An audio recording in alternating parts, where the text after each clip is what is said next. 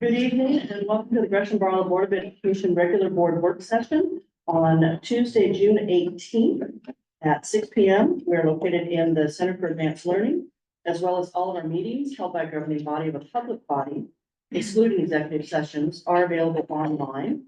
And a Zoom link is available on our website for that. At this point, if you haven't seen that yet, but for future meetings, they are available. Calling to order, roll call. We have in attendance tonight, myself, the chair, online, Kathy Keithley. Blake Peterson is absent tonight. David Likatich is in attendance. Polly Riegelman, Dr. Myra Gomez, and Dr. Sean Barnes, and James Hughes, superintendent. So having a quorum, our next item of business is to approve the meeting agenda. Is there a motion to approve the agenda? I move to approve the agenda as it's. Second. So it's been moved by David, seconded by Myra to approve the meeting agenda as presented. Is there any questions or discussion about the agenda? Seeing none, all those in favor? Aye. And I see Kathy raise her hand, so that would be an aye for Kathy as well. So we have a meeting agenda. Our first item is a policy review of first reading, and Mr. Thank you, Chair. I'll take you back to January. Before I start this, there was a little weather event that changed a few things for us, and these were on the work session then, and they never got put onto the February session. They just kind of dropped off. So the policy subcommittee has met to consider these. They met, I believe, in December, January. And for policy GCBDA, GDBDA, family medical leave, we discussed that we needed to continue to follow the law and the changes reflect the law. Some of the crossouts are now footnotes, as I looked at it earlier this evening. And the committee suggested, including the brackets of superintendent or designee. This policy was going to move forward to the January 17th and now is moving forward to this work session. I had to remind myself of when I'm doing this. I couldn't even remember when he told me that. I had to go back and look at the notes and I had to go. So basically, this is just to get into the legal changes that the state legislature made. And it's a lot of cleanup language and reorganization and restating. So yeah. When I was reading it earlier, I just popped in my head, is PMFLA not part of this? I believe it's referenced in the next policy we're going to talk about. Okay. Yes. Yeah. So the first one is just the family medical leave, cleaned up with a lot of the language. And it is in here, it's a grade. There we go. Line. Uh-huh. Right here, it's generally about the district employees, so it goes by many different names, but I think it's probably technically PMFLI.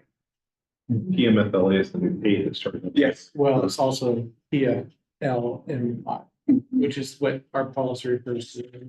Yep. Okay. So that one. So to answer some of that question, if you go down, Director Liggett did look to paid family medical leave insurance. There's some more. Yes. Thank you. Mhm.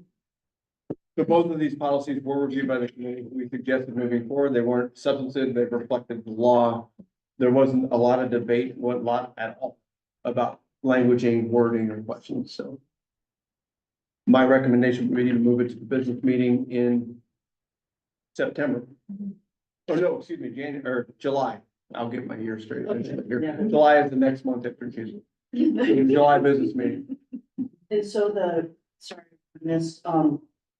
sample one, the GCBD patch, the family medical insurance version one, this is a new one for us then, because it's a sample policy. Yes, it is new, paid family medical leave insurance. And that's part of the first one. Correct. Okay. I would suggest, taking off the highly recommend verbiage up front and then the version one. Okay. To make sure it looks like an actual policy. Oh, I think we will just, we'll put it on our letterhead. That'll all be cleaned up. Yes. Yep, that'll all be cleaned up. Okay, all right, so those will come back to us at the July meeting. Yes. Okay. And Kathy, I don't know if you've had any questions about it. I don't see any. She's shaking her head. Okay, good, perfect, thank you. Then I'm gonna have somebody else kind of keep an eye on the screen. Okay, thank you. All right, so next up, sorry, is the leadership contracts, and this is Mr. Hugh. Thank you, Chair. All leadership contracts with the district must be approved by the school board in order for it to be drawn for payment, which includes the provision of labor performed by employees of the district. In addition, board policy GB, general personnel policies, provide that employment contracts of candidates to fill licensed and contracted positions will be approved by the board on the superintendent's recommendation. Employment contracts for the deputy superintendent, the assistant superintendent are negotiated annually by the superintendent and the individual employees. These negotiations are independent of the collective bargaining process in place for the district's employee associations. So these employment agreements have been negotiated by myself with three different individuals. Deputy Superintendent Tracy Klinger, Assistant Superintendent Angela Freeman, and Chief of Operations John Cook, as well as the Chair and Vice Chair have negotiated with me my 24-25 amendment to my contract. So I'm happy to answer any questions. Any changes since the last? No. No. So it is an action item, and a motion to approve would be required. I move to approve the leadership contracts for the superintendent, deputy superintendent, and assistant superintendent. Oh, I forgot she. And It's really good coming in. It's been moved by Myra. Do we have a second? Second. Then seconded by Sean to approve. To approve the leadership contract for the superintendent, James Hugh, Chief of Operations John Cook, Deputy Superintendent Tracy Klinger, and Assistant Superintendent Angela Freeman. Any further discussion? Seeing none, happy, no? All those in favor? Aye. Okay, all right. Next up, is this Angela doing this one now? yes. And with a So little excited. support from me. With a little support Yeah. from John, but this is pretty exciting. I'm sorry, gosh, what is I'm the not- day, that's not- James? We had the opportunity to interview and go through the process for three new administrators in the district. One of which is the new deputy director of K-12 school and facilities or operations. And the second is the new principal of Fairfield Middle School. And the third is the program director for Student sports. student sports. Did you have some background to read about each, or do you want me to talk? I was just going to introduce our new director for K-12 after you. Okay, perfect. So Sarah DeBoy is our new director of K-12 school. She comes from Oregon City. Well, I think, oh my gosh, she's here. I'm gonna introduce her, but she's not here. Okay, so I'll leave that one for the last. Amanda Jones, is she? She's. Okay. And Amanda Jones is actually a current employee with us, and we had the opportunity to talk with her. An amazing educator who's been working with our students for, I feel like the last couple of years, in 5 years, and was obviously the right choice for the job. And Angelica Serna is currently an employee as well. She is the behavior TOSA at Hall Elementary School and has been with us for 1 year. Previously comes from the Clackamas School District, where she was principal at a DLI school for 5+ years and is very passionate about dual language immersion, which is going to be critical for us at the Fairfield Middle School as we move students into the DLI program into. So we're super excited about all three. I'll turn this over to Jane. I'll let the board take action, and when the board approves the hires, then I will be happy to introduce this employee. So it is a requested action item, and the three people that are listed as package is new hires for 2024-25, and it was Sarah Boy, Amanda Jones, and Angelica Cerna. Come your discussion or no? Let's make the motion unless you have a question, relating to it. Otherwise, we can have a discussion. I just have a question related to the process. Okay, all right. Go ahead. So I'm sure everybody's absolutely amazing and qualified for these, but when I actually asked Sarah something earlier today, if we're gonna vote on a contract, but we don't know these people. Right. So we don't see a resume, we don't see their history, we hear what you guys are saying. Is that part of the process? Yes. Yeah. So what I will say is that, the board approves the recommendations from the superintendent, which we go through a very detailed process on our end. We start with a cabinet interview oftentimes where our cabinet is asking questions of these folks. But prior to that, we screen all the applicants and check to make sure that folks are, meet the minimum qualifications. We have the cabinet interview where there's at least 4 to 8 folks, depending on who can be available, including myself and John. After that, it's whittled down to a community interview where parents and staff and their colleagues are all invited to participate into that process. When it's a principal or a building administrator, we've put in place to send out surveys to our parents and our staff community to generate questions from our parents. And for the last, since I've been here, the last couple of years for our building administrators, we've strictly used the parent and community questions for the administrator that's sitting there so that there's a voice. For Angelica's, because we were fortunate to be able to hire before kids left, we were able to do a building tour where kids got to lead the final 2 candidates around and get a building tour. And those candidates also sat with the entire staff and just fielded questions from the staff. We're able to create questions for the staff, what they wondered after their tour, and answered some more questions from that staff generated questions. After that, they go to what do you want to do the process? The final candidates go to an interview with James, John, myself, and Tracy, the ELT, where it's more of an informal, formal conversation to ensure that the candidate is not only getting interviewed by us, but to make sure that they have any questions that they might have that we can answer for them. We want to make sure it's the right fit on both sides. And then our superintendent makes the final decision and then brings it to you. And by Oregon law, the board hires all licensed staff members, so any of our teachers and anyone who has a teaching license and or an administrative license.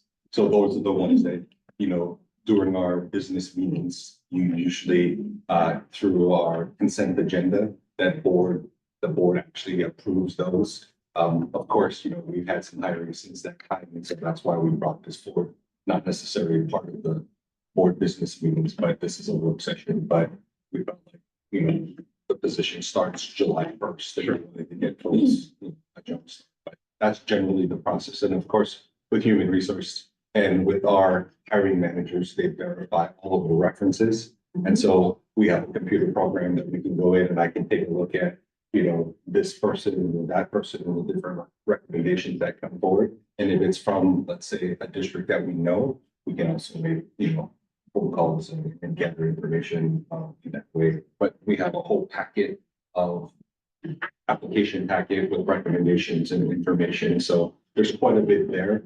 Unfortunately, though, that when you get it, you're basically approving my recommendations to you. Yeah, but I think knowing the process now, helps that recommendation greatly, so thank you. Okay. All right. So if there's no further clarifying questions, we do still need a motion to accept these 3 positions that they've been. I move to approve the list of administrator new hires for 24-25 for community. Second, It's been moved by Myra, seconded by David, to approve the list of administrative new hires for 2024-2025 as recommended for hire. Any further discussion? Do you have Kathy's?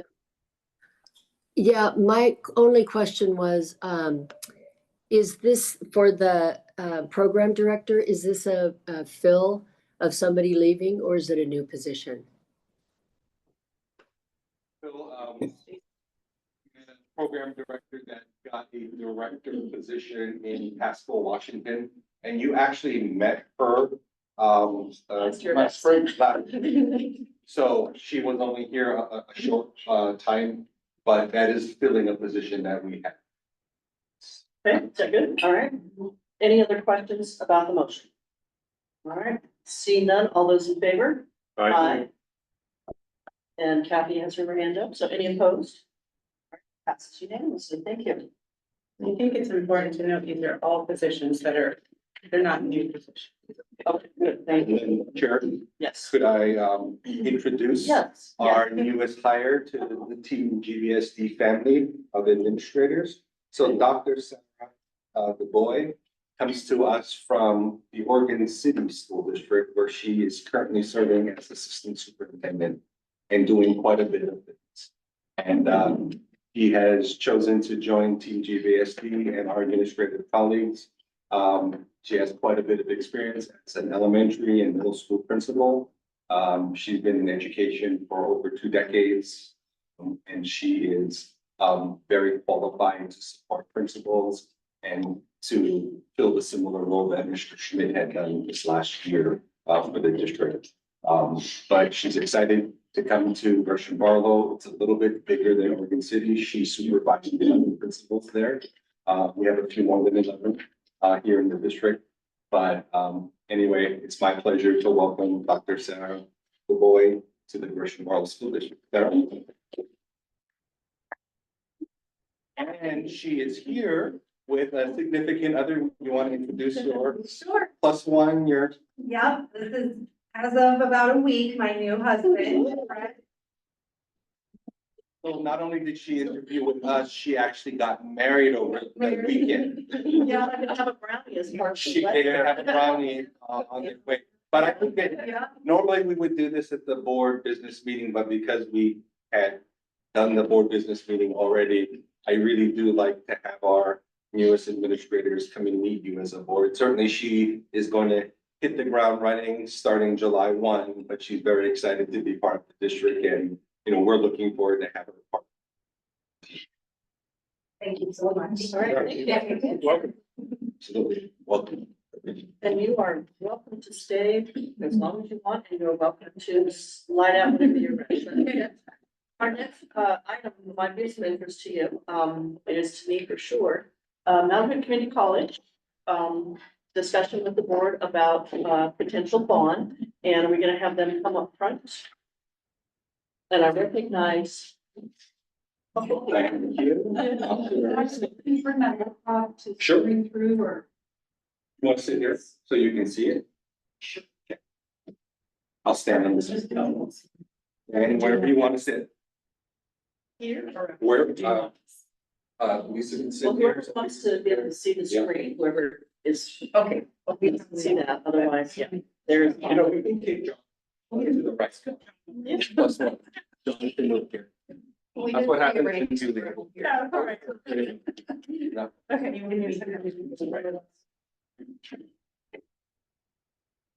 Oh, well, this is getting loaded. First of all, thank you all for giving us some time tonight. We are embarking on an important conversation and we want to make sure we're getting that to the community. I'm Lisa Scari, president of Mount Hood Community College, a position since 2018. That's 6 years. And I'm Jordan McGuire. Diane McKeel, I'm vice chair of the Board of Education. And I'm Dana Stroud. I am in my first year at Mountain Hood as a Board of Education group. So I see we're actually seeing. Oh. Sorry, I had to get it to share on Zoom.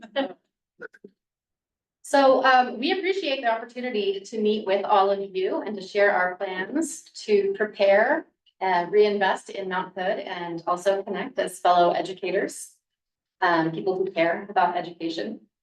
The college is considering placing a bond on the November ballot of this year. And right now we're in the process of sharing our proposal around the community, as Dr. Scari mentioned earlier, both internally and externally, working to get feedback to see if this project would meet community's needs. But before we get into that, let me turn it over to Lisa to share a little bit more about Mount Hood. Thank you. So as you know, Mount Hood has been in existence almost 60 years now. And we've been serving residents during that time at 3 locations now, over our district. We have about 1,000 employees at those 3 locations, and also many spots like Head Start sites, throughout East County. Most people don't realize that we serve more than just Multnomah County.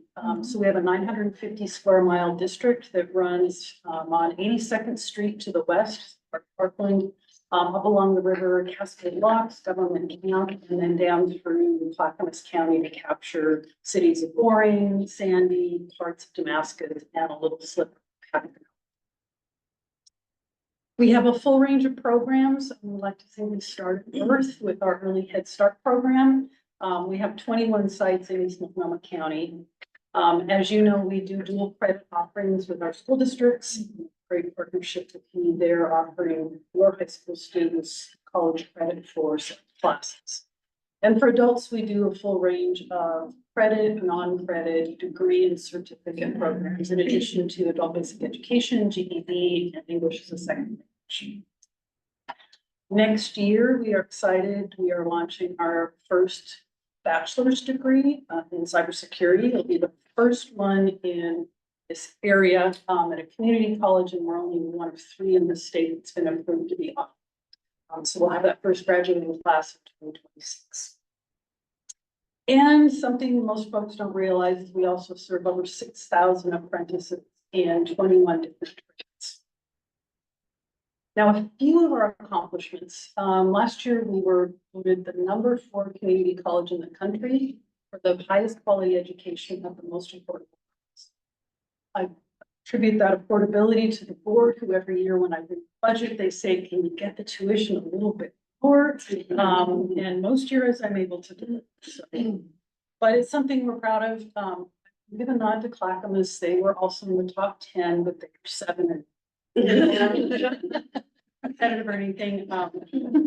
We've served over 1 million students in our time here in East County, and something I think is also important, we have an annual impact of about $423 million. And that's both of the goods and services we purchase, the wages we provide, and contracts. Our students, last year we served about 18,500 students. A little over 1/3 of them are students of color, and our Hispanic students are our largest BIPOC population, coming in at 21%.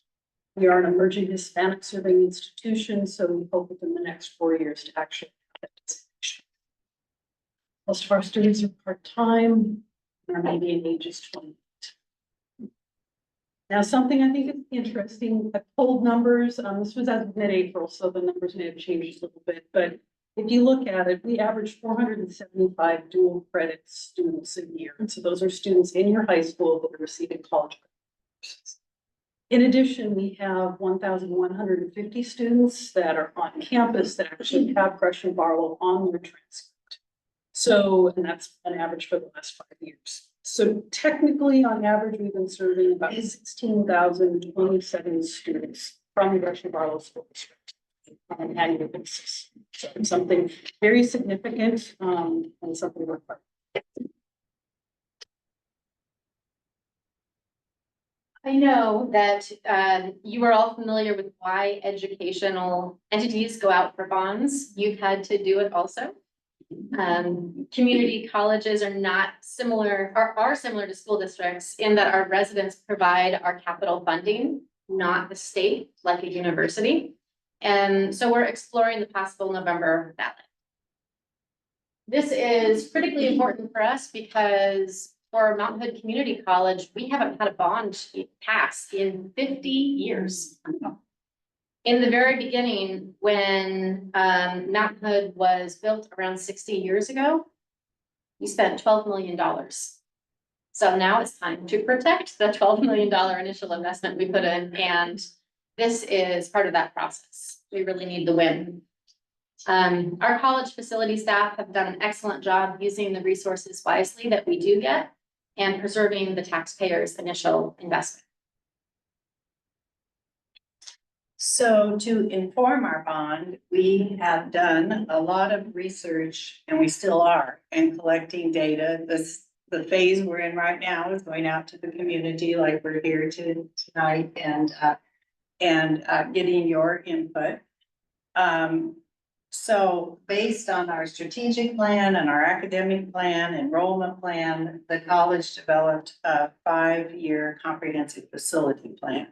So all of the proposed projects that you see that will come up, that we are planning to put in the bond are right out of our facilities plan.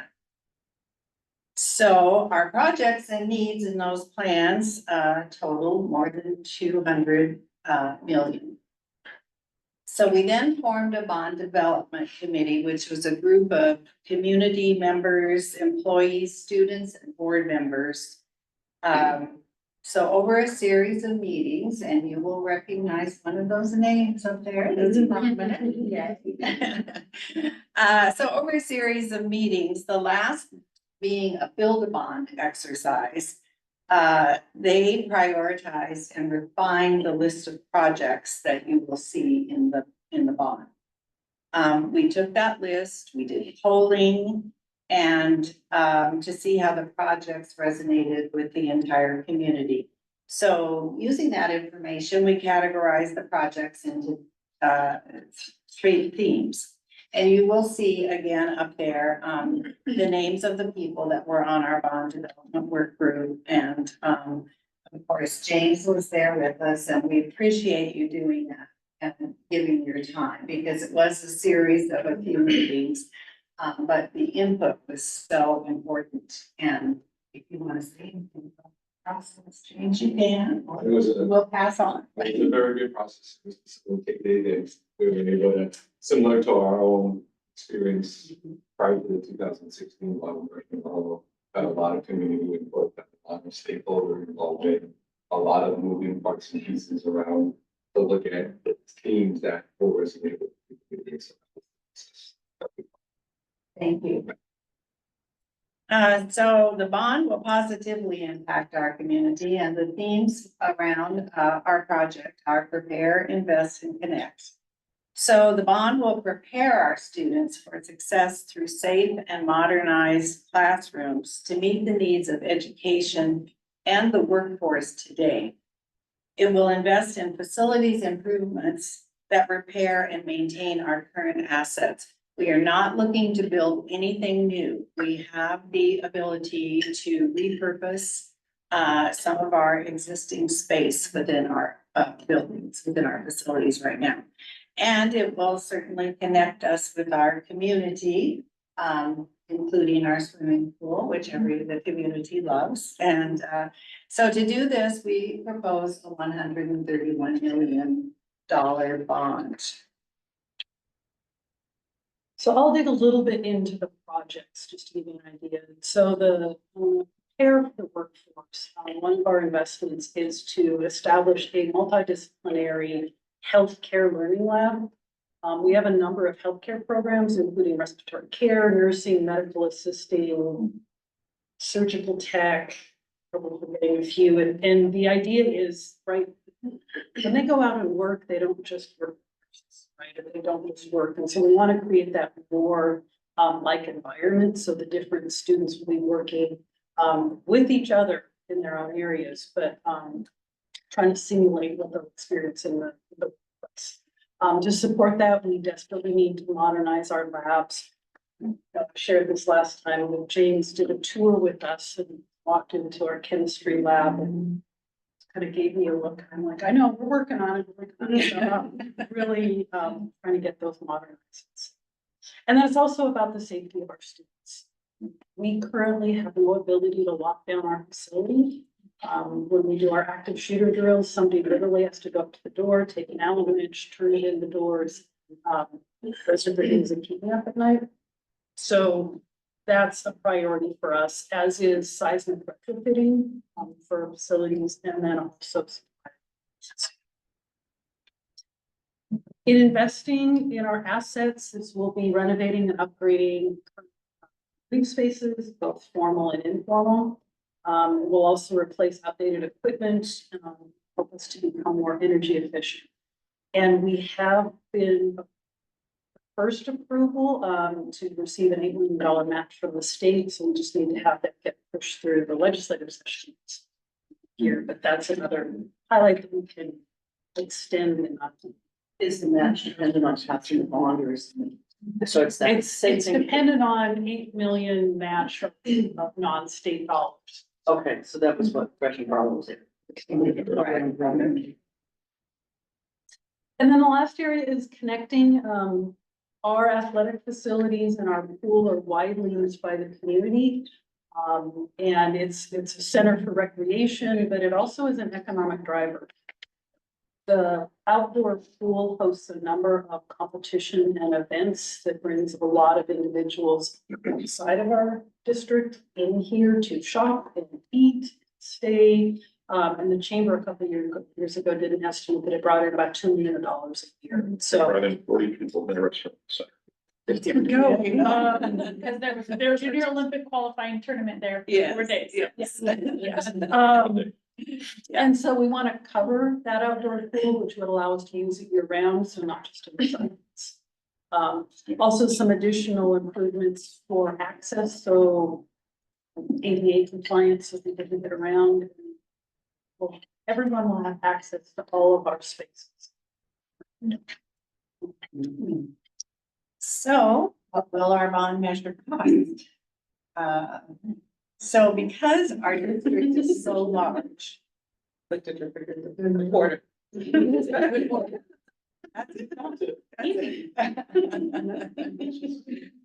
Well, because our district is so large, we are able to spread the cost out, which is a plus. So $131 million bond will cost the average house in our district $5 a month.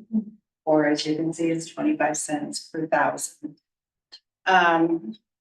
We believe that the small investment in the future of MHCC will provide significant dividends to our residents of our district, to our students, certainly. And remember, we offer quality, affordable education close to home for our students. And as well, the construction of these projects, as I'm sure you saw with your bond, will bring significant dollars to the area. Having an additional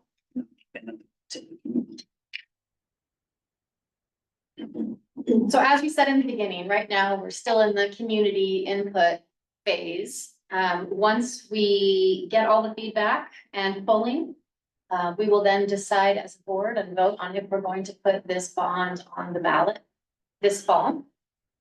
Once the board does approve the bond package, the campaign to pass it then begins. So we would love to hear what you think of all the presentation that you've heard. Board will be considering this in June. So your feedback is really important to us and we look to July. Yeah, I was like, it's actually the 18th. I don't think our next meeting is. Sorry about that. Yes. I've got a few questions. Yeah, we So would love to hear so your questions. Thank you. And I think this is probably, I should say, this is coming from the community member standpoint of me, not the school board. You guys have had some bad press a year or two ago for shutting down several programs. And it appears from a community standpoint, that you guys are on life support. So why should I approve a bond when it appears the community calls on life support? That's a good question. We're not on life support. Well, yes, we needed to do some cost cutting measures back in 2019, 2020, because we were on a trajectory that if we didn't do something then, we would be in a very difficult place here. And like I mentioned earlier with the board, we're trying to keep tuition low because we know that that's critical for this community. But I would say we still serve 18,000 students. We just approved a budget that's over $200 million. We are always mindful because we want to be able to offer classes. running programs that are small, cost effective or less cost effective. So and I realize it's tough, especially when a program that is loved and faculty and students that were from that. It's a difficult choice to make, but we also have to be responsive to the market. And when we saw smaller students, we needed to right size. And I'll speak to that too, because the board, when we hired Lisa, that was that was a criteria of the hire to have a balanced budget. And we had reached a point where we were looking at having to increase tuition for our students. I think it was at about $8 a credit hour, and that was only half of the deficit. The other half has to come from the exams. So the board said, no, not to $8. No, that's too much for our students. We need to take a look at what we are doing. And so Lisa led our effort there, and we looked at we went through an academic revitalization, that's called, and we looked at everything on campus. Where are the efficiencies so that we can address our budget and also provide for our students? So part of what you're talking about, and the classes that went away in that process were phased out. Anybody that was in the program was able to finish the program.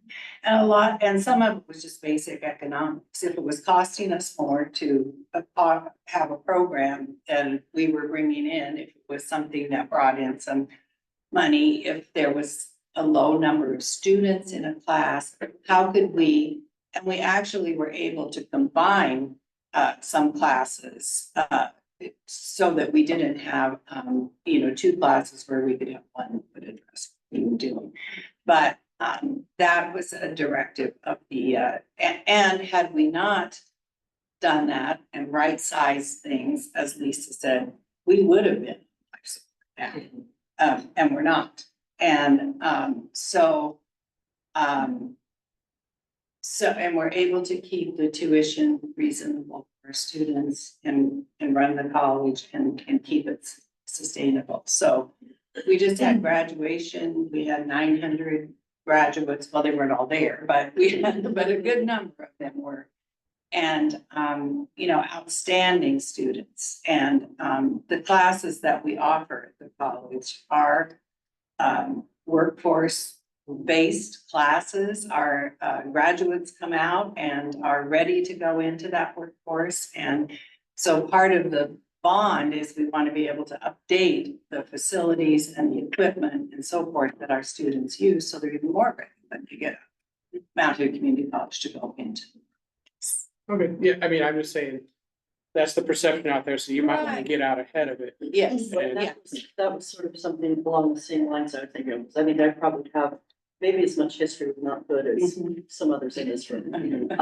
Everyone in my family has benefited one way or another from Mount Hood Community College, whether it was 2 years that then went on to a 4-year college, change of job that allowed retraining to be able to get another job, doing other Mount Hood Community College has been there.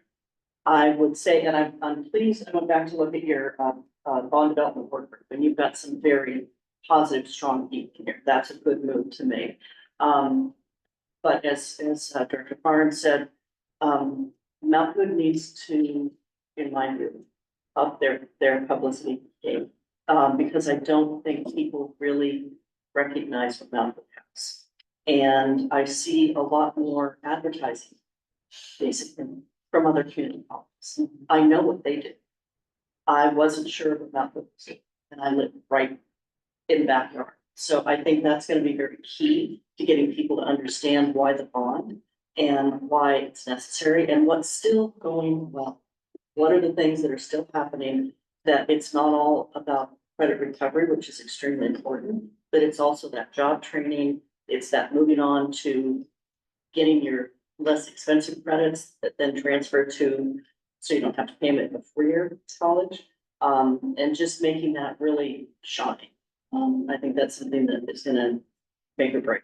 The 25 cents won't do it. It would be the perception that 25 cents isn't gonna go. And I say that in the most kind way, because I want it to pass, I want it to be successful. You can't go another 10 years without getting this done. 50 years is a little bit long. But I recognize that various times when you wanted to go out, it wasn't the time. So, Can I ask a follow-up? Sure. I'm curious, where do you hear about other community colleges? What are the places that we're specifically missing on targeting? I see TV commercials, TV commercials, I get TV, I get internet ads, YouTube. I see YouTube. YouTube things that kids and professors do. I see on the side of TriMet buses. Sure. And it gives a pleasant view of what you can do. And then I get other, because I'm involved in a lot more, I'm on the OSBA board as well, so I'm involved in a lot more education realm. Mhm. And I hear about what's going on at the community college just up front. Yeah. And hearing even more about the better, what seems to be better partnership between TriMet and the other community college, where I think kids don't know, it's not us kids, the students. They're getting older and older. I've gone back and done things so that I can improve what I was doing.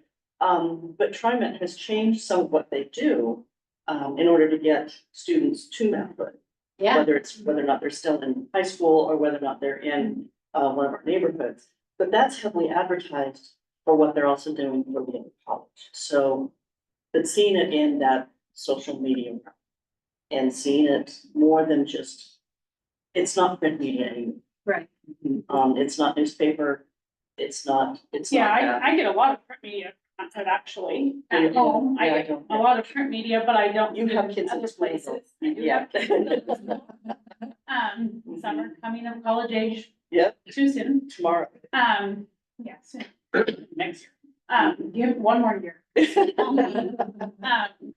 So I get a lot of print, but yeah, I don't, if I'm thinking about it, I don't see it in those other areas. I also don't know how much students hear about the opportunities that they could have as students to partner with Mount Hood. And maybe that's because my kids aren't interested, so they don't come home and tell me. That's very real possibility. But likely, I have 2 in high school. That's more likely with one than the other. So I would be thinking I'd hear something about it. And then I guess my other comment as a community member, or a way that I think that you could really strongly influence the passage of a bond would be to invite community onto the campus. I think, I mean, I basically lived in Mount Hood for Thursday to Sunday this week. At the pool, yep. I'm at the pool, my family's there right now, actually. So we're there a lot, but you guys have huge athletic facility that doesn't get used to its capacity at all. I mean, a gym, the tennis courts, the track, the softball, the baseball, the soccer fields, the pond, like all the way down to Troutdale Road, which is just overgrown grass. You know, I mean, it's maintained to some degree, but such a nice piece of property, and our community doesn't have that anywhere else. Like our schools have it, but they all have programs that fill the time. And so I think if there was a partnership there to use that space more with the community, where the community would be on campus and seeing the great things, or seeing the billboards that show what's there, or, you know, as they're driving through, it becomes a more familiar place. I think personally that would be huge for a bond passage. I do think the community aspect is huge. Like I remember, because I grew up in this community, I grew up in the Trout area.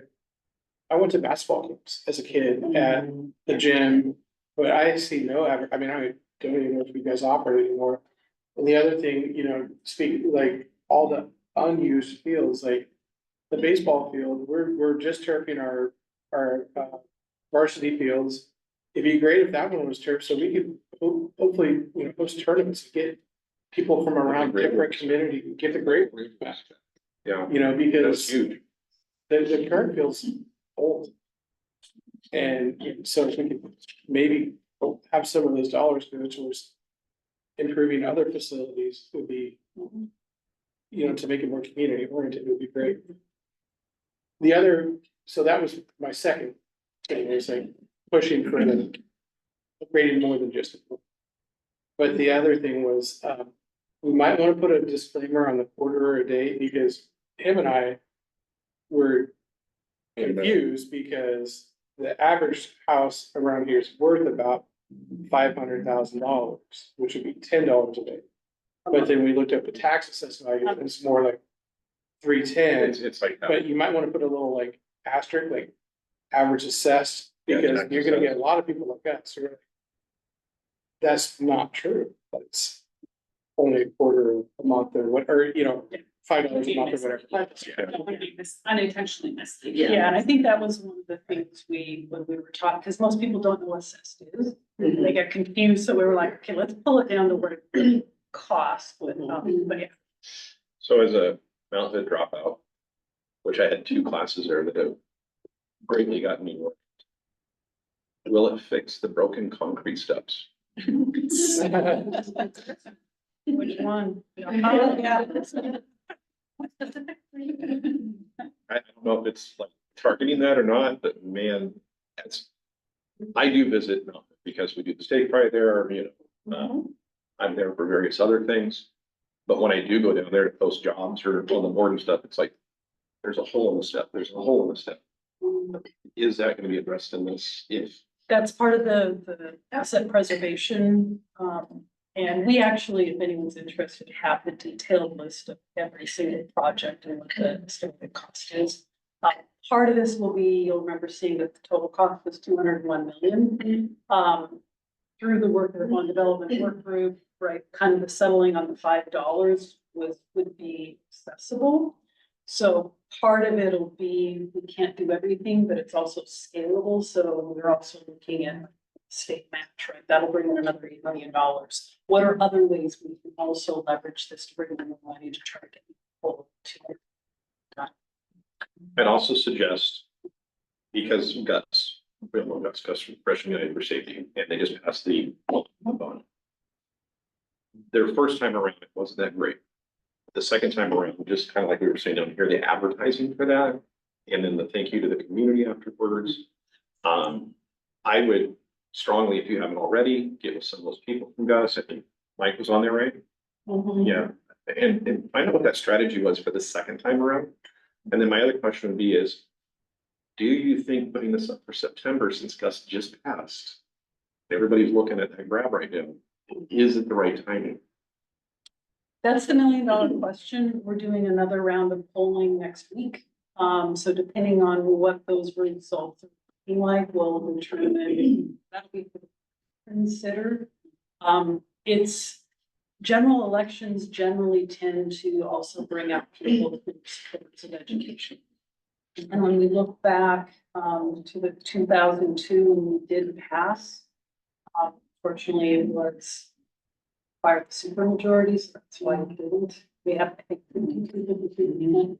I think that means we're working, we have a consultant. The other thing we're trying to be mindful too is, yes, Gresham just went out, but there'll be other things on the ballot. So if we wait, we'll have more competition. And also the jurisdiction is just so much larger for Mount Hood than just the city of Gresham, you know, so a portion of folks will have the safety levy line, but there's still a lot of other folks too. Time check, in. I do, just to kind of piggyback, and something you said, about the list of all the things that you have. I think that's an opportunity that will be done with this money. I think that's an opportunity to connect the community to the school. The more detailed you can be about what's going to be done with the money, the higher percentage that are going to connect to that. And then just my own personal small disclaimer, the pool facility, people are really excited about that being covered because we might have a little bit of rain in Oregon. My only caution would be to not limit or be careful how much you limit the capacity for seating, because I think that would turn people away from actually using the facility, which then obviously doesn't create the intended purpose.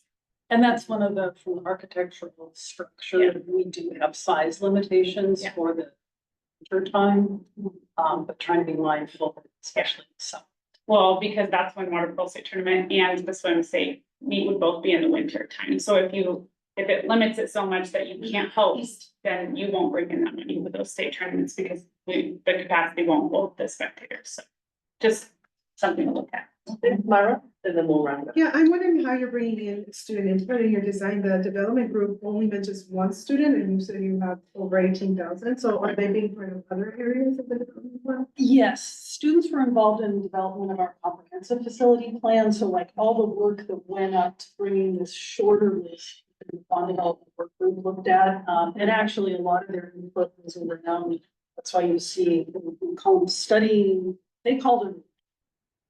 But it's spaces for students to study inside of class. Board had a town hall meeting With the a student. couple of weeks, and what was their number? The bath. So there was a lot Other of basic needs too. Yeah. Yeah, support basic needs in the equity center. So we did incorporate, we did that.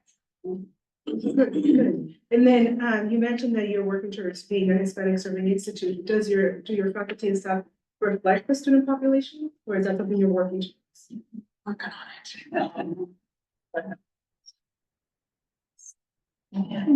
Our students, I will say too, when we've been going out into the community to meet with, we're going to the events in the community to talk to people. And we have students with us, and they're amazing. And so, they're going with those. Students also attend our board meetings on a regular basis. The leadership gives us their report on what they're doing, and we participate as much in their activities as we can. But yes, the student success is number one priority. I would mention that you are incorporating students. I know parents are the ones paying for tuition, or some parents pay for tuition, but student voice has more power for me because they're the ones there. Correct. And Yes. Dr. Gomez, also, I would just say in terms of matching the demographics of students being reflected in staff as part of the strategic plan, and something that we're tracking. Thank you. I'm sure Thank we'll you. hear more from you later, especially Yes. as the language gets a little bit closer on what it is Yeah. that you're going to ask for. And the board will vote in mid-July whether to go forward or not, Okay. and then you will. Okay, all right. Thank Yeah, you. thank you, so much. thank you. Appreciate your input. Yeah. Can we take a quick break while we can transition? Yeah. Dr. Freeman and Deborah Jean Baldwin, our guest in. It seems like. Okay, all right, 5 minutes.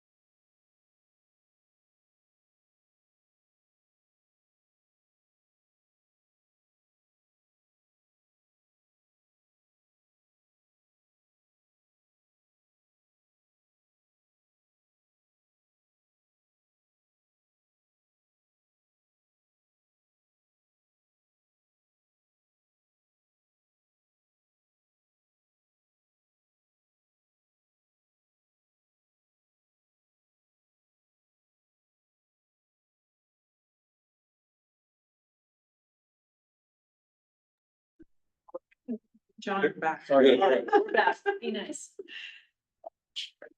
He needs to sit over. Thank you. We are back. Our next, agenda item is the HR Human Resources Audit. And this has Dr. Angela Freeman as our presenter. We have two things on here, the, Human Resources Work Culture Report and the Resources Equity Audit Presentation. So, Thank you. I appreciate you all. I have Deborah James, what's that? oh, I just making sure. Okay, good. I have Deborah James with me, who has been working part-time to help with human resources in the department. She was with us last year, half-time, and still putting me out. One of the projects that she's taken on this year is to help us revise the hiring handbook. And you mentioned a little bit earlier, which I was excited to ask the question about, was the process for how we hire and we look at our old handbook, which you talk about a little bit in here. It hadn't been revised since 2012. Yeah. I think so. There were a lot of things and items in there that were simply outdated and some possibly illegal, questions and policies that have changed. So it was perfect timing to be able to hire an outside organization to help us look at a few things. How do we diversify the workforce? You heard Matt talk about that a little bit, to better reflect the students and the community that we serve, as well as hiring right the first time, as much as we can do, which means we may have to put more effort and time and resources into the hiring process, because we know that when we don't hire well, we pay for it literally in the end. So we hired Education Northwest to, they're gonna wear my reading glasses. I can do it. Anyway. So the purpose of the audit, like I talked about, it was updated in 2012. A lot of the practices were no longer relevant or used. With the use of the 40-30 funds that we received a couple of years ago, we contracted with Education Northwest to review our current practices. The audit explored the hiring handbook and practices, as well as the current culture and climate of the GPST workforce. So when you think about recruitment and retention, or you think about hiring, follow that employee from the moment that they're hired to the moment that they are not with us any longer, whether they are terminated or retire or just find other opportunities. How do we make that experience the best for that person? So those are the things that we looked at. Some of the things that you will see, and it might be the next slide, but let's talk about the importance of a diverse workforce. Do you want to read that? I'm taking it up for me, go ahead. Well, I can read it to you for sure, but this is a theme that came out very consistently in the report, and I think you guys have access to the report. They've gone through it, but this is a paragraph that really stood out to us, and I'll read it to you, even though I know you're all capable of doing that. A diverse educator workforce that reflects the diversity of Oregon students and communities is essential to a high-quality education system. Students are more likely to experience a sense of belonging and connection when educators and staff members share their racial, ethnic, cultural, and other backgrounds. This increased sense of belonging supports the development of important social and emotional learning skills, improved academic learning, better student engagement, and fewer disciplinary issues. A diverse educator workforce fosters a variety of perspectives, lived experiences, and approaches to teaching and building a learning environment that welcomes and supports each student. Diverse educators can contribute to a deeper understanding of the cultural nuances of their students and emphasize the value that diversity in staff and students bring to everyone's. So we pulled this out again specifically because this is a theme that runs throughout the report, and it's a basic tenet of the work we did moving forward to start to revise the handbook. Next slide. So how do we measure?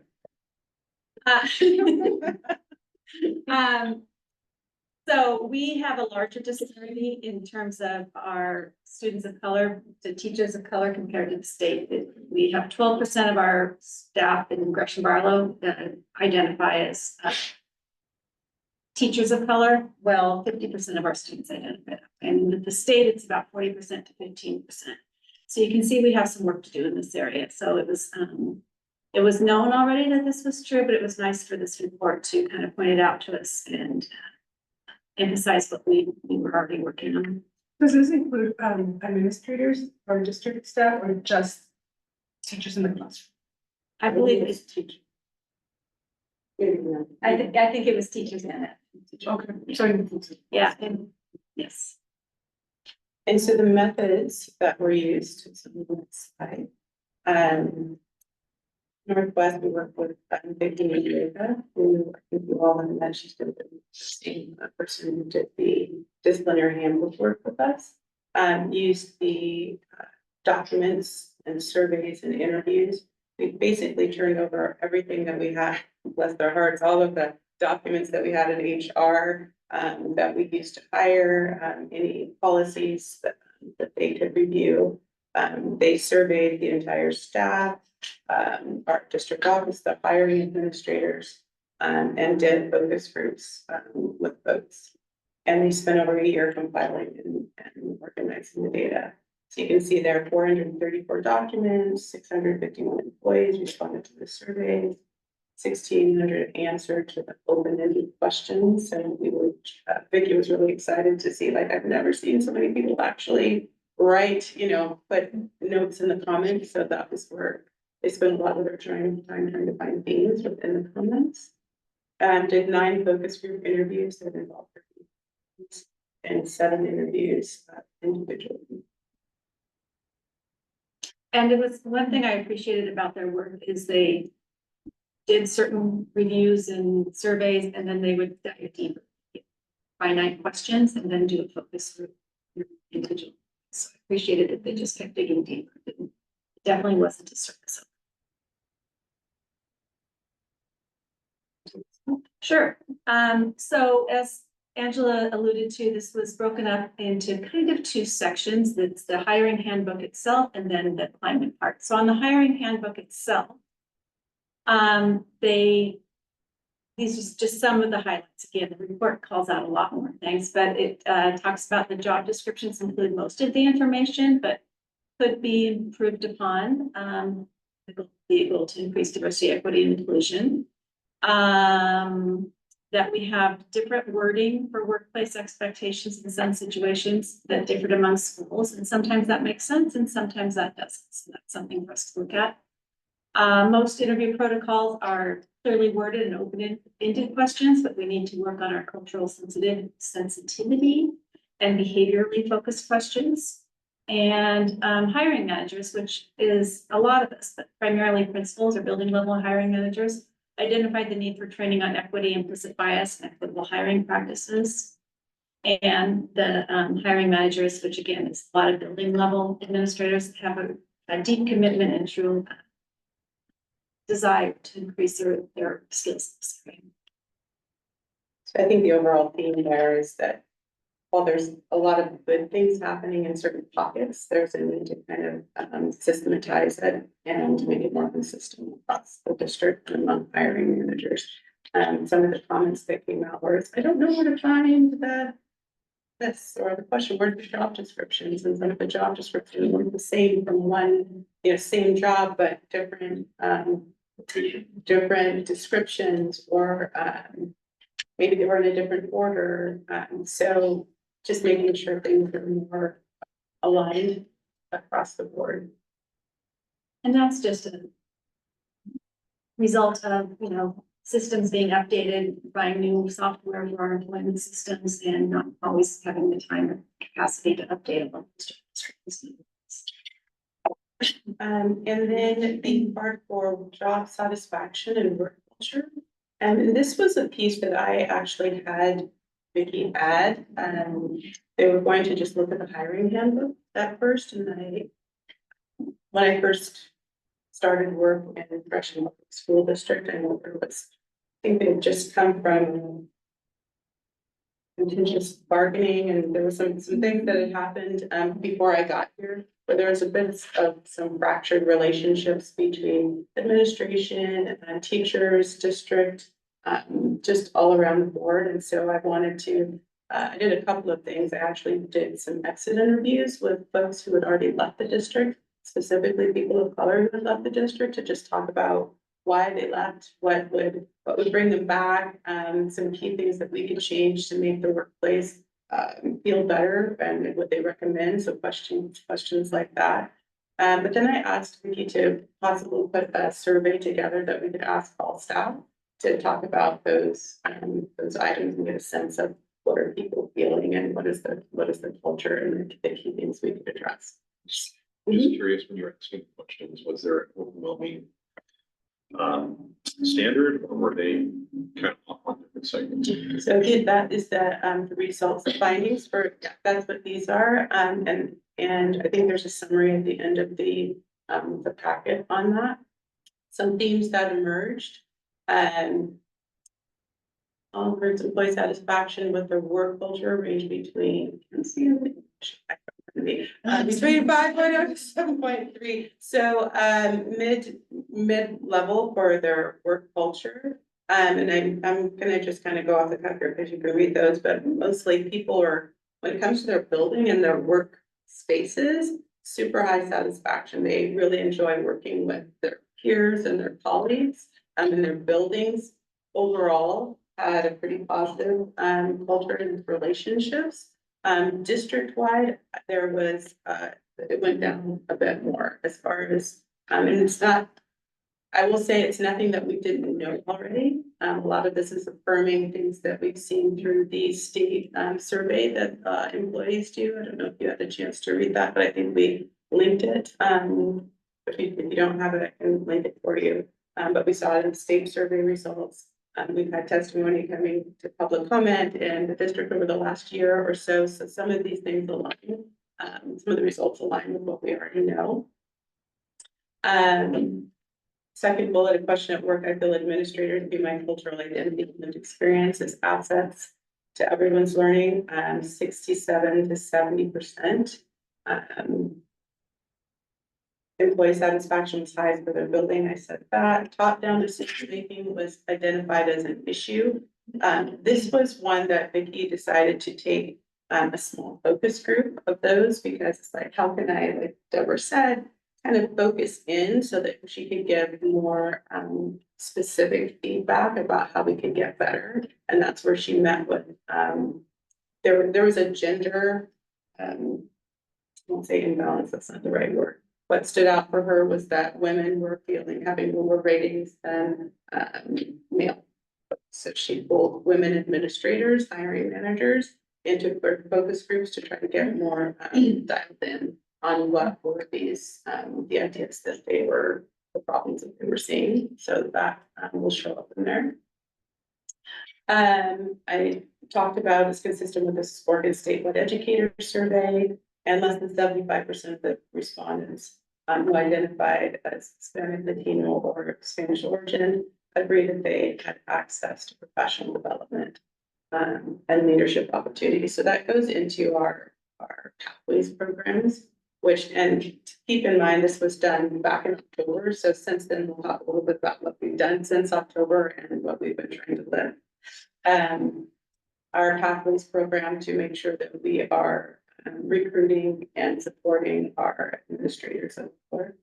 Teachers who want to become administrators are classified folks of color who want to become teachers. We find that that's the best way to diversify our workforce of folks who want to be here, right? They have kids that go to school in our district. They went to school in our district themselves. I don't think I've ever been in a district that had that many percentage of teachers and administrators that are actually Gresham Barlow kids. So that's a place that we are actively looking to recruit for folks that already work with us. And sure.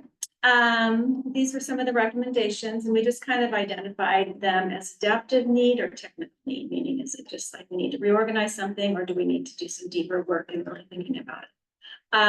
And so the top one was clearly identify the mission, vision, and values of GBSD hiring, and that's in line with the GBSD mission and vision. And we've actually started work on that this spring. I worked with the committee And I think we have a good one. It's in draft form still, and our plan is next year to take it to our licensed and classified groups and that one. We need to create new forms and procedures for every step of the hiring process in alignment with the revised hiring handbook. That's a technical need. We have all the information. It's just cleaning it up. Train hiring managers in these processes, again, a technical need. Line onboarding procedures across settings, technical need, and that's another area that I was able to work with folks on this spring to put consistent onboarding procedures at buildings, because right now, depending on what building you go to, you might get a different sense of welcome. So we wanted to have some critical minimums of that. And then the training for understanding bias, behavioral interviewing techniques, training on how to understand intersectionality, all of that adaptive need. And so that's on the plan. You'll see it in a little bit in the future for next year. And recommendations for. Recommendations for the work culture, which we just talked about, shift to equity focused district and building level practices. Implement collaborative leadership structures and decision-making power, and continue to provide professional learning and resources to address racial bias, support women in leadership positions, and to promote allyship. And again, some of this is already that it's not new, so we've been doing some of this work already.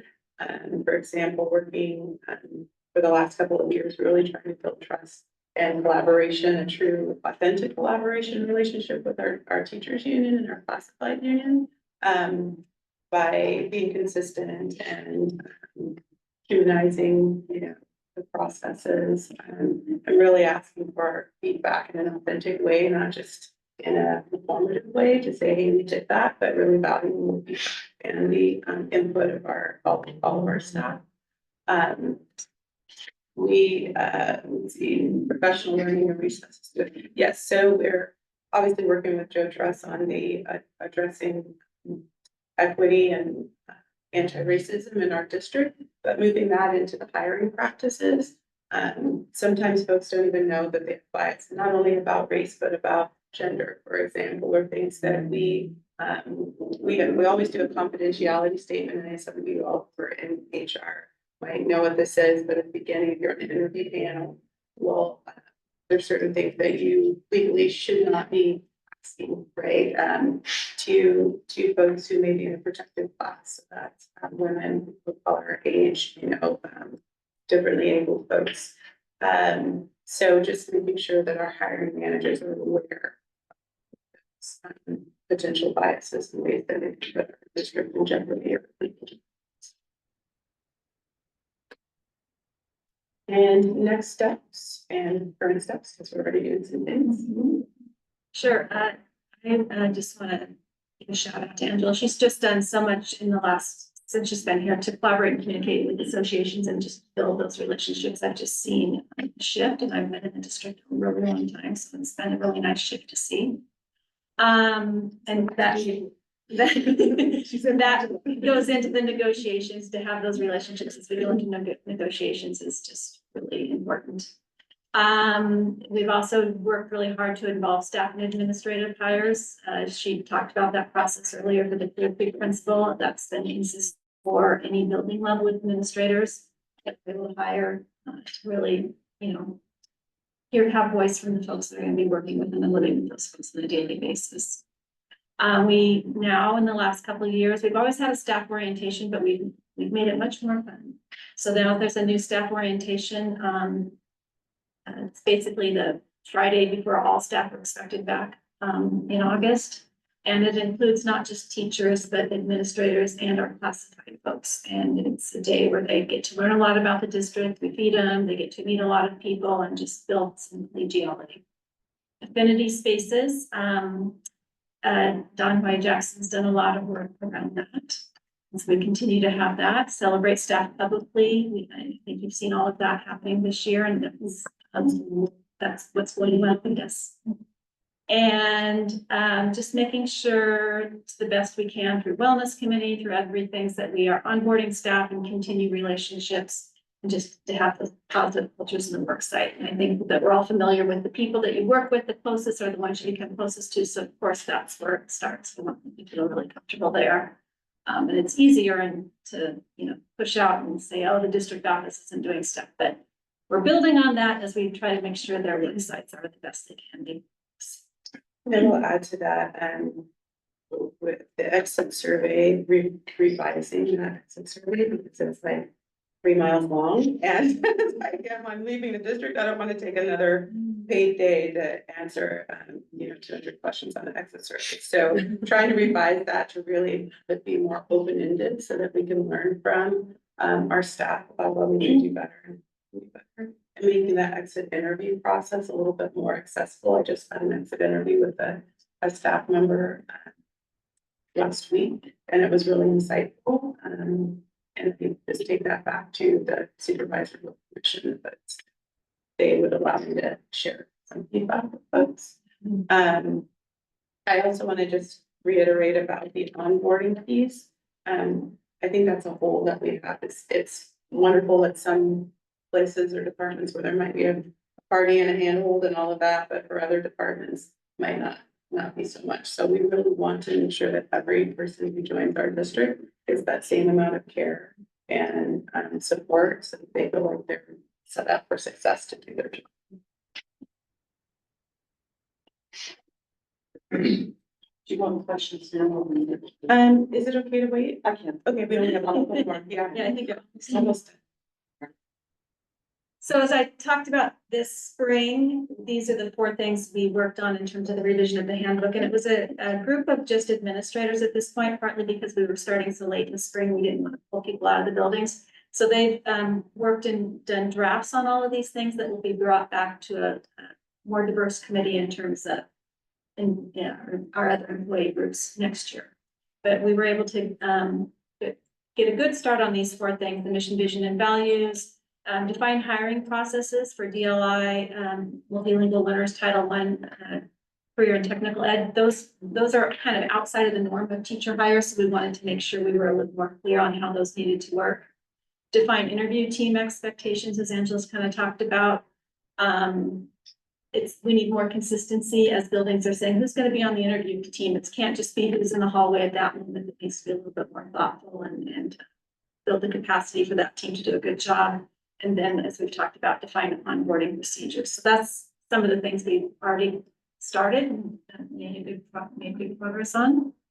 And then this summer, the HR staff's going to work on standardizing job descriptions and making them more easily accessible. And then continue the committee with the employee groups, as I've talked about, and then this time next year, a little earlier than this next year, train hiring managers. Yeah, and we will, in the fall, take parts of what we have done, when we have all of our administrators together, just start training them on that going. I imagine because we have our mission and vision statement, we will launch that just so that folks will be getting a feel of where we're headed in our goals. And we'll also be looking at the actual application. So that's the technical piece. That thing is so tedious. I can't be getting hands on that thing and make it look manageable, a lot more accessible. Folks can quickly and easily apply for jobs. Now, Chris. All right. My only question is about because it's been an ongoing question from the board for a number of years because of different iterations and stuff. You mentioned the exit survey, and the big question is for many people when they leave, they don't want to talk to somebody about leaving. And so is it just in-house they talk, or is there the option that we do a third-party exit interview survey? Because again, if you've got your final check and you're done and you're like, I'm done.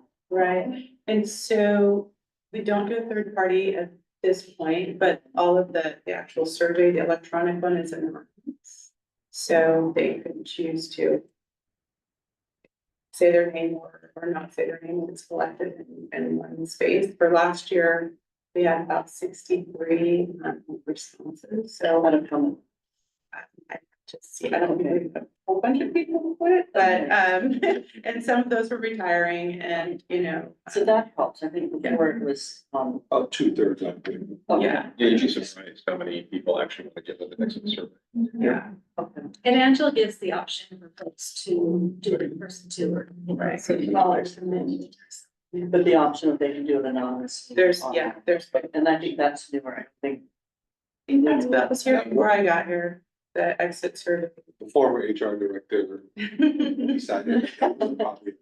Yeah, okay, good, good. I think it was, because I think the one before the previous one did not think so. Okay, all right. I think a couple of retreats ago, we had HR present on outcomes or findings in exit surveys. So it'd be good to see again, if we, and see if what improvements we've made or where we stay the same. So I know some board members like data. I think that's. And I think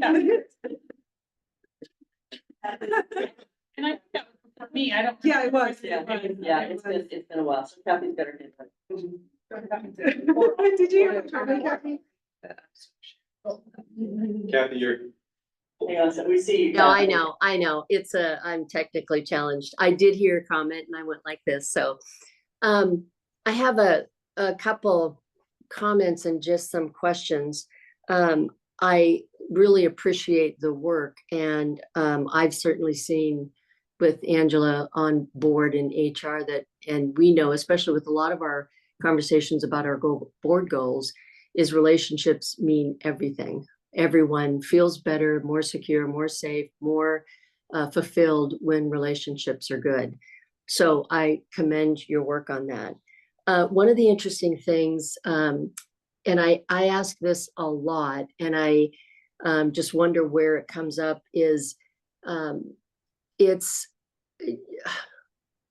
what are the numbers of people that are currently hiring? I know we have our Pathways program, and this is the answer I usually get when I talk about this, but we do have a really strong Grow Your Own program, which is awesome. But how many, BIPOC teachers are actually applying for our openings? That's like a really key data point that I have no idea, because if we are out of 10 applicants for a teaching position, we have only 2 BIPOC. Well, it's our recruitment efforts that we're doing, that we want to get more so that we can select from, because if we hire both, it's 100% that we're hiring. We just don't have enough to choose from.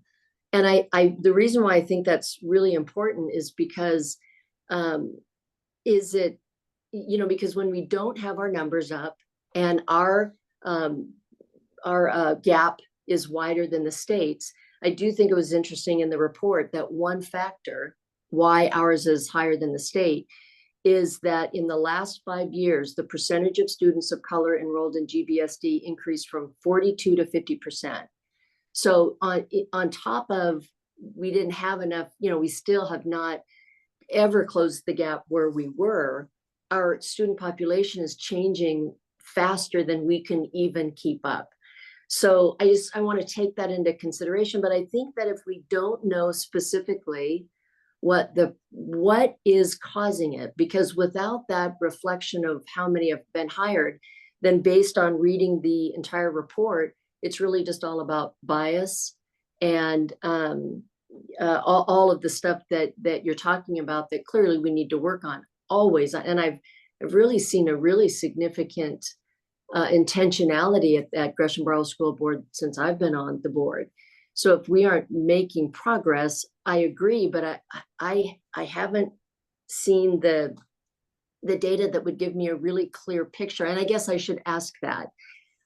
Is based on your data from the report, are you seeing that it is unintentional, of course, bias that is preventing us from closing that gap faster? Or what would you say from the report data? Yeah, okay, there's a lot going on there. Trying to answer one and then we went in a different direction. So you're asking for my opinion, so I don't have I can pull the data about how many folks of color have applied. That's a little tough sometimes because folks have the option of whether or not to check that box. So then my own bias starts coming in to start deciding based on how a person chooses to identify. So we really kind of want to be careful with collecting that data. I have my own, I guess, questions I would send back to you on why maybe we're not getting folks of color who want to work in our district. Like what would make or cause a person of color to want to be here? And that is kind of a reflective thing that I think I pose to principals, I pose to hiring managers. It's not because the talent is not out there. I mean, I would challenge folks to say, you know, are there qualified Black and brown folks that are teachers, that are principals, that want to be administrators? Or do they have the desire to want to join the education workforce? Absolutely. I'm one of those folks. I decided to come to Marlow School District, and it wasn't because it was a diverse place to work, right? It was because I was someone called me personally, a person of color that I trust, called me personally and told me this was a safe place to be. So I think that there's work for us to do as a district of creating a safe place of belonging, so that folks of color who do decide to work in our district go out and share, and they're a person that the community trusts that can be invited to apply. So I think that's a piece of it. And of course, I don't have the actual numbers or data. I mean, I guess I'm a number. I'm the data right here. So that would be where I would start. I think that we do have some work to do of where we market our jobs. So we are looking at,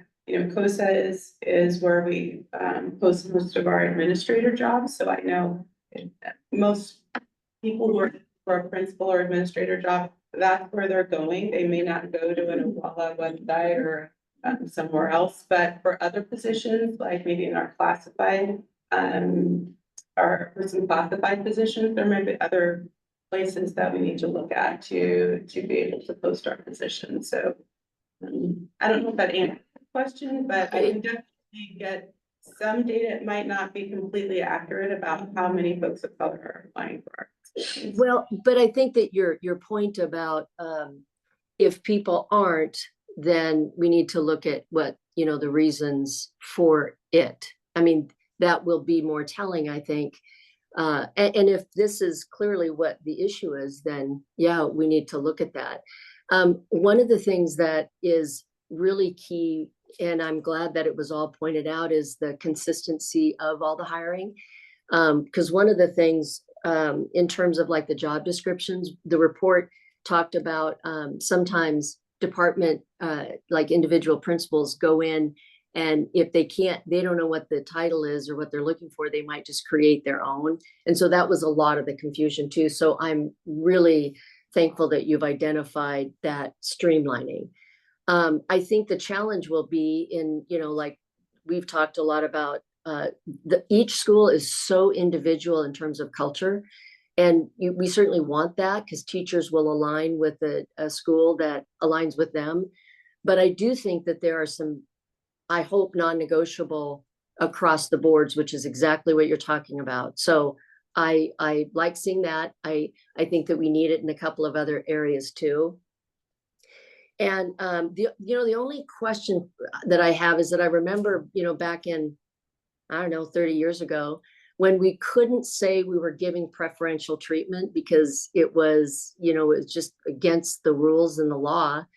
And how do we get around that now? Because even in reading some of the comments, and people say, hey, if they're equal, I'm going to give the BIPOC teacher, you know, preferential treatment. And it's stated in here. And I know that when you say, even in the job descriptions, to align them all, we want to be really clear that we're going to do that. And I wonder how we, you know, balance saying that and still not getting caught legally.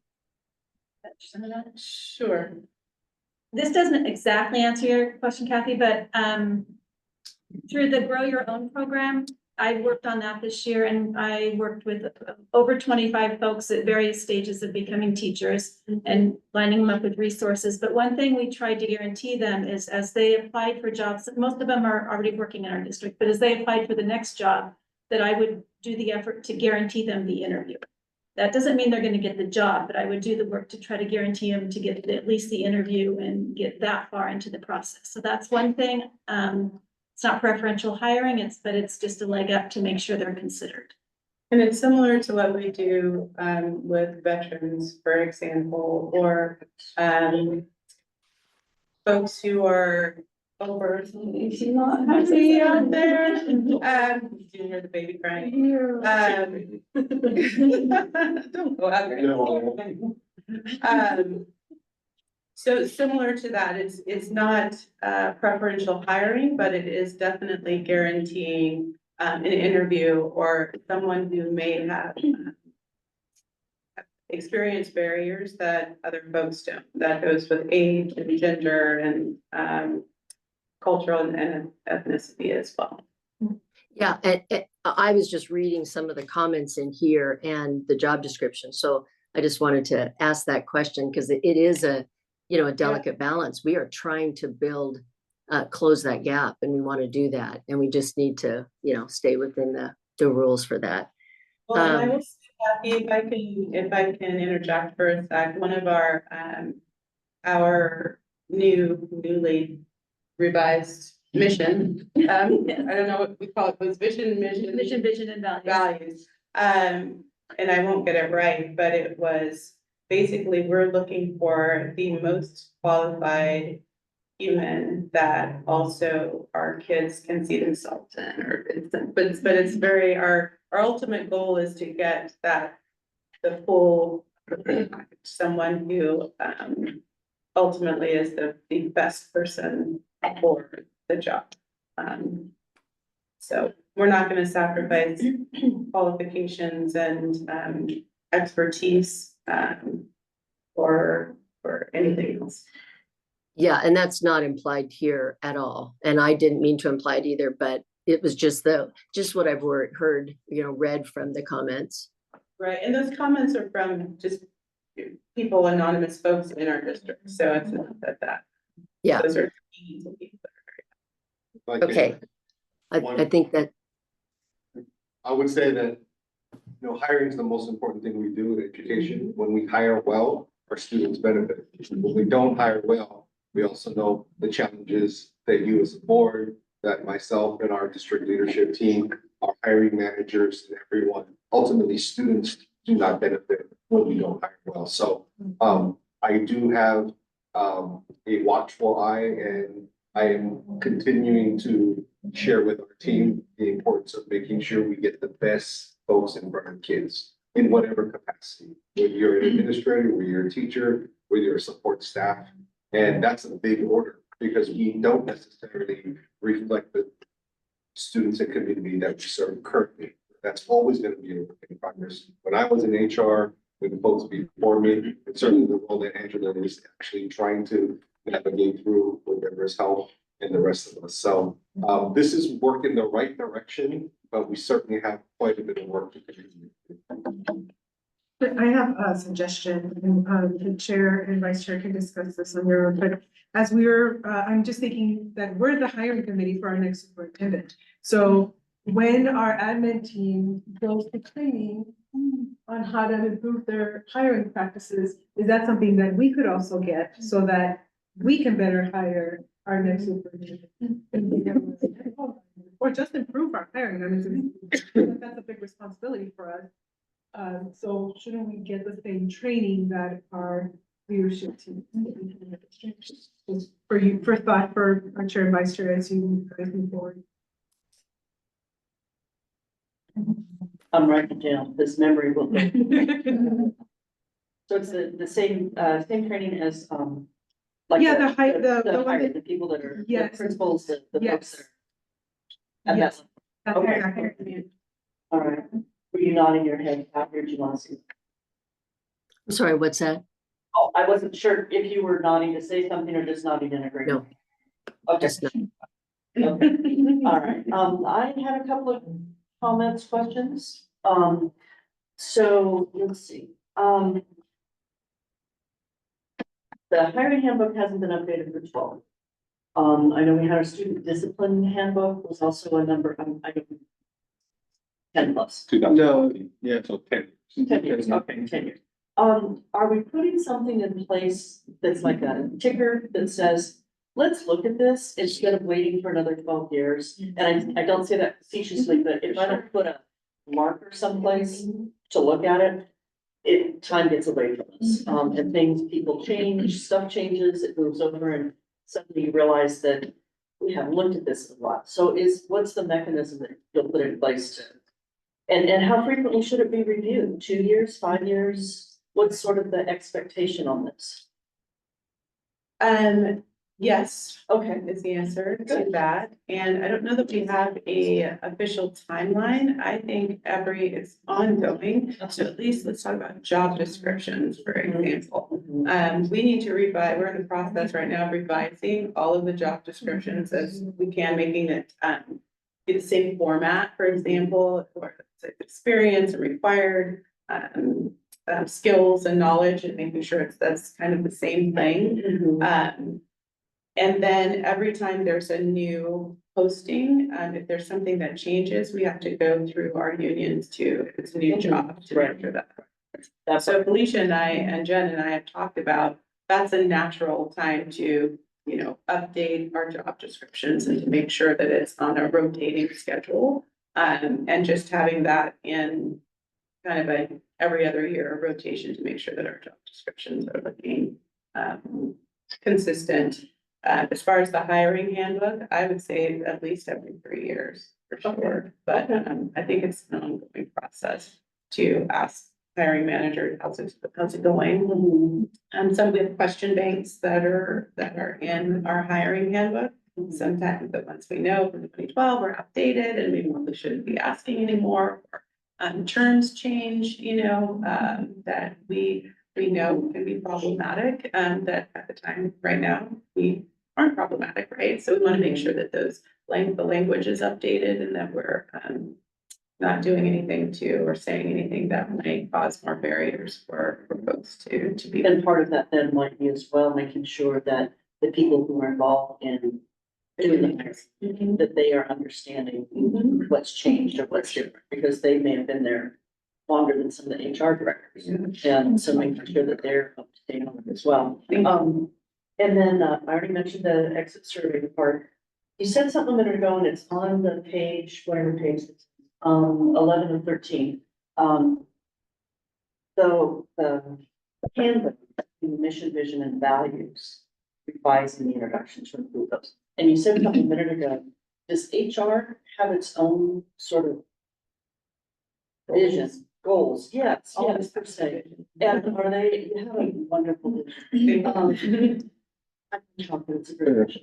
We try to, it would be a nice. And I know that that's kind of something that when we get to our board retreat, revisiting that to make sure that matches with what the board committee's been working on as well, kind of all those pieces fit together.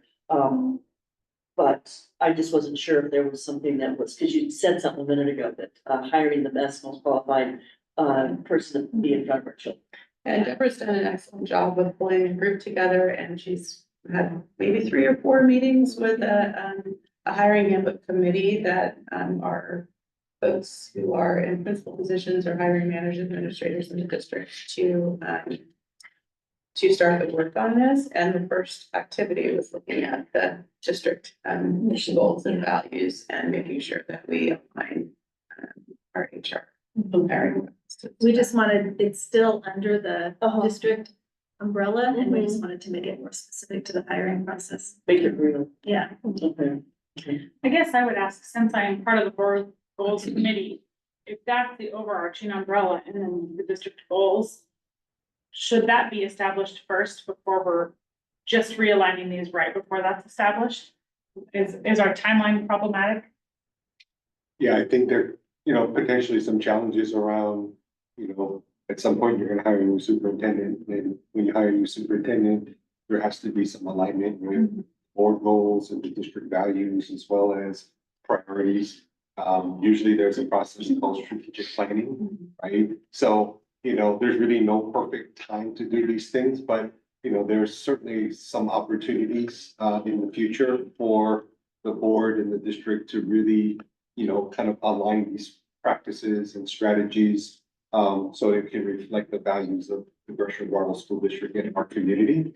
But with that being said, we're kind of navigating through sometimes where, we're trying to work together to align, again, vision, mission, and values from both the board, the district leadership, and through hiring practices.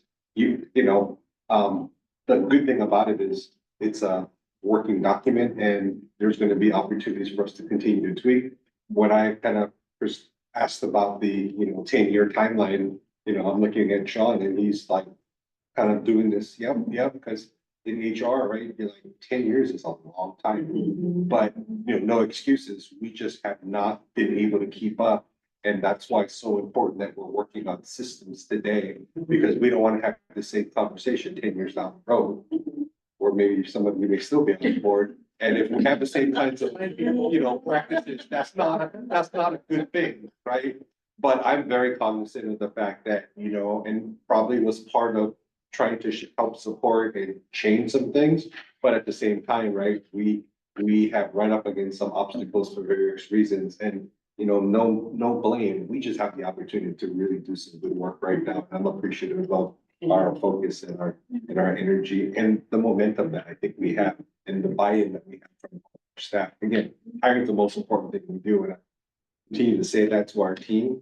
They know it's true. And when I continue to go to schools and I engage with staff and kids, I'm just like, okay, we've hired well, or we have some work to continue to do.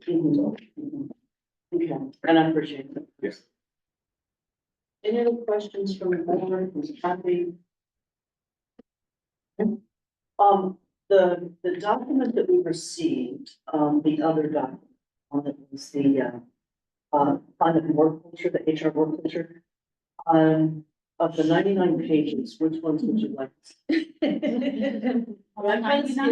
I kind of skimmed some, but are there highlights to it? Are there sections that, The document that you received, which I think is the number yeah. So at the end of each chapter, there's a summary. If you don't want to read the entire details, read it all. you can just, have it next to your nightstand. But the summaries are generally a couple of paragraphs and it pretty much brings it all together. So if you want to just get an overarching idea of what the report found, if you're a data nerd like Kathy, you can just go into, there's lots of charts, lots of resources and graphs. And at the very end, there's a list of resources that you can dig into as well that we're going to be using to. So Sarah, can you talk? She's She can talk. Go ahead, Kathy. Well, I was just gonna say, yes, I read the entire thing. I did look at every chart. Chapter 7 is where the most of the recommendations come from. Shoot, now I've forgotten what else I was gonna say. Dang it. Oh, well, next time. Sorry, my brain's a fog, but I can't remember what I was gonna say. I would tell you chapter 1 is just really their methods, and I know Kathy read it, if that's one chapter you want to skip.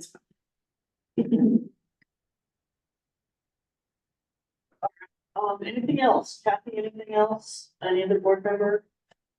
We appreciate this. We do appreciate it. It is really, and further conversation, I'm sure will be continued.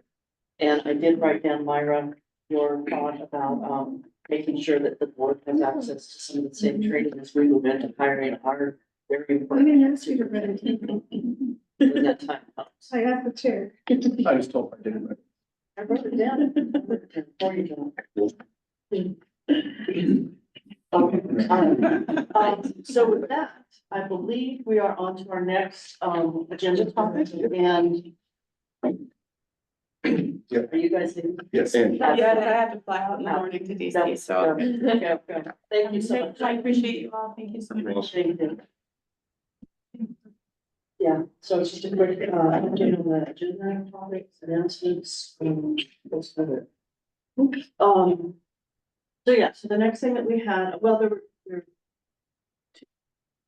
So we do have the future board agenda topics, and Kathy and I have been kind of going through some of it, trying to figure out, and we still need to meet, I think, with Tracy and James to figure out on some of these where to get them plugged in, because when I look at it now, I'm not quite sure if we've already done something with a number of these things. And I don't know if folks have been turning things in. This is what I printed out as of this morning, and so it didn't seem to have the last thing that was in it was on April 17th, was the last thing that was entered. And I know that we do have a couple of things that have been either added to an agenda, that have been reports, and I would like to say, and I'm gonna blame John for this since John's here, after 22 years. Put my name spelled out on this. On which document? On this agenda setting spreadsheet. Yes. So I was at graduation. I'll have to and in find the it. Graduation document, it was also wrong. And it's wrong here, so that's two, Two, okay. that's two. I've been working in the district for 22 years too. and My name's not spelled correct either. John. So. Mine was correct too, and Thank you. never correct. Yeah, Ever. so, yeah, it's, I thought we'd gotten that. My squared away. apologies, and I will make sure that it's a graduation. It makes me really good for shirt links left. It makes it hard to search, but it's not spelled right. So, so Kathy and I are gonna look at that. We did have, we didn't put it on here, I'm just gonna bring it forward right now. We have had a number of folks come to us during public comment. And during that public comment portion of the agenda. And we get the little yellow sheets from Sarah. We pass the yellow sheets around, the yellow sheets to someplace else. We wondered whether or not there could be an easy way to get just a quick feedback on some of those, because we hand them and we don't see or hear anything about it. We expect that they'll be taken care of, but we don't hear anything. And we certainly heard at the last board meeting, someone who felt like theirs wasn't addressed. And so we just wanted to figure out if there was a place to put a check mark on the form, just get back to without adding a bunch of extra work, but how, because that keeps the board out of the operational part and puts it back to. That's what I was thinking. There could be some opportunity where we could, I do a section on these highlights where I say, things that were to know, without getting into a lot of detail. So let me talk to our team, and then I'll make sure that we are included in some kind of closing the loop check mark. And I realize that some people's ideas of closing the loop may not be what yours are, but I just want to help folks understand when they come and talk to the board that that something is happening. And since, of course, this is a public meeting, but just to be full transparency, sometimes when people come to our meetings and they talk to you as a board, folks act like we have not been working with them. Right. So part of it is also, like lots of times, I would say, we actually know what's going on, what's And so that's what I happening. think, just putting it on the form and then. the board Certainly, say we can yes. close the loop, and we'll figure out the process. Without being cumbersome. Correct. One more piece to that same conversation. I think part of maybe the misperception of the people coming to talk to us is that maybe Mr. Hugh gets back to them, but they're also expecting the board to get back, the board in some way to get back to them or to respond. And that's not necessarily our place, but I don't think that they all know or understand that. So I think maybe a piece of closing the loop is you communicating that really clear when you do respond, that the board has forwarded this to me. They will not be responding this, And I'll make sure the board knows that they know it's on behalf of the board as well, and that you say, we're handing over to the superintendent, but I think because people have emailed the board. Yep. They're expecting it kind of from both, whether, And sometimes they'll email you and they don't email me. Yeah, And so that's when the chair and the vice chair will follow up with me and say, did you get this? Or individual board members like, hey, just want to make sure that you're in the. Because I will also say that, I'm the superintendent, but I'm not always the first to know. I would like to believe I'm not the last to know, but I mean, there are sometimes communication where people are directing communication to you as individual board members. And I don't necessarily get the information in order for me to respond or our team to respond, the appropriate administrator. I need to have that information. And you folks have done a good job this year. I've gotten follow-ups from the chair, the vice chair, the individual board members. And I just appreciate, don't assume that I have the information, right? And I think I've had that conversation with all of you individually. So that's a good. that could be a standardized, I'm not thinking it needs to be this long drawn out, but it could be a standardized education piece of your response that. So they understand. Right, and it just, again, it sort of clarifies that you came and said it to the board, but the board's not going to solve the issue, that it is being handled to. It's also. It's gonna be, so that's just kind of, just looking at some things from the last meeting, it was quite a robust meeting. Just kind of, how do we help people feel confident when they bring it, we're not gonna solve the problem, but we're also not gonna, so. Okay, I think with that, just a reminder then, we are getting ready, Kathy and I've talked, and I think I don't know if we have a meeting set, Sarah, to talk about what's gonna be So, for the August. yeah, I was hoping that we could do that somewhere in the middle of July. Yeah, Because the team's gonna need some time to get right, organized and planned, and so maybe Sarah can maybe work with both you and Okay. Kathy. I'm not going anywhere. And Tracy, my calendar, I think I have just like one block of time where I'm headed to a conference, but outside of that. Okay, and then just figure out what all we wanna have on that, because I know we've had a number of things that, have been very positive things through the year that have some problems. So I think with that, I said, yes, to me, one thing that we need to start thinking about, I think, is the hiring process for the new and superintendent. we can do that, that's one of the things definitely that we're talking about for the office. Okay, perfect. Yeah, I just want to make sure it's. Yes, oh, no, we're not, I thought we'd do that next meeting. I really need to grab, there was a bunch of documentation and stuff from when we did Catrice's bid. Yes, yes. So I have some of that information I can pull to share with you guys. Right.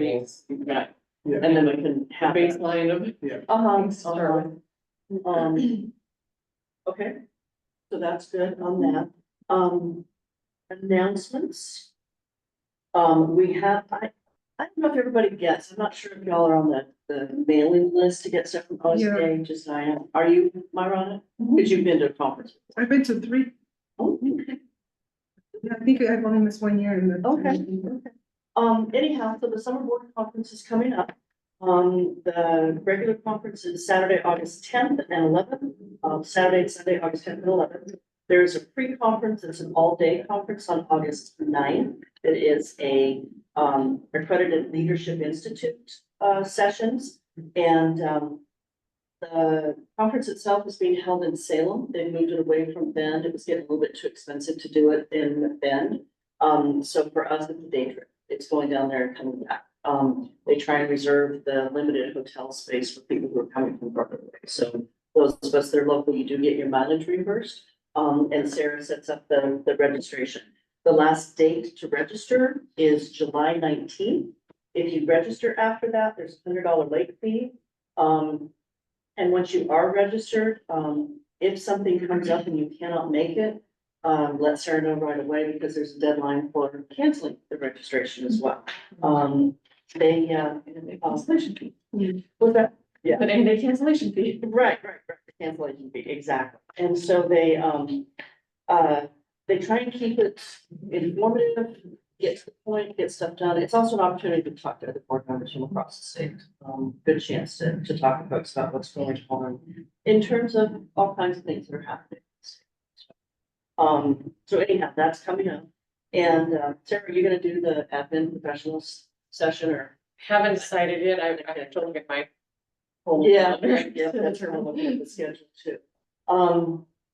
And let's see, so summer board, Our next meeting is not until July 3rd. That is our regular board business meeting that will be in the council chambers at 7 o'clock.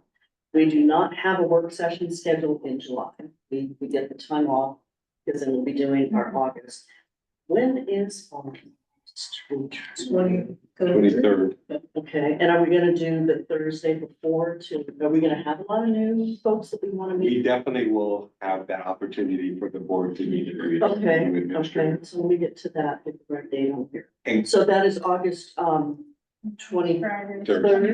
Twenty-second, Yeah, through the 22nd. board social, and 23rd is the retreat. So it's just the 23rd, just the Friday? Yeah. I had blocked out 2 things, so. Can get that in for the board calendar. Yeah, I typically don't add it, so you guys officially approve the new calendar in July, so. Okay. Oh, Once it's approved July 3rd, then we'll start adding those dates. Got it, okay. Chair, if I could, Yeah, July 3rd, remember it's our summer meeting, which means we are allowed to wear aloha attire, which is casual. Right. And usually that meeting is not a real long meeting in the past. There are some approvals and things to do, but it's usually simpler menu, some type of teriyaki or some kind of and then we all get to wear, and I appreciate being able to wear an aloha shirt instead of, thank you. You sleep in a suit. I have my Dollar Tree lays. Right. So I don't see any other notes that I wrote for myself. I don't think there's anything else that we have, Mr. Q. I don't think there's anything else. So, Kathy, I don't think there's anything else. And so with that, thank you for being here this evening. We are adjourned. Thank you. 2 hours, I mean, it's not bad. Right, Do we know what the board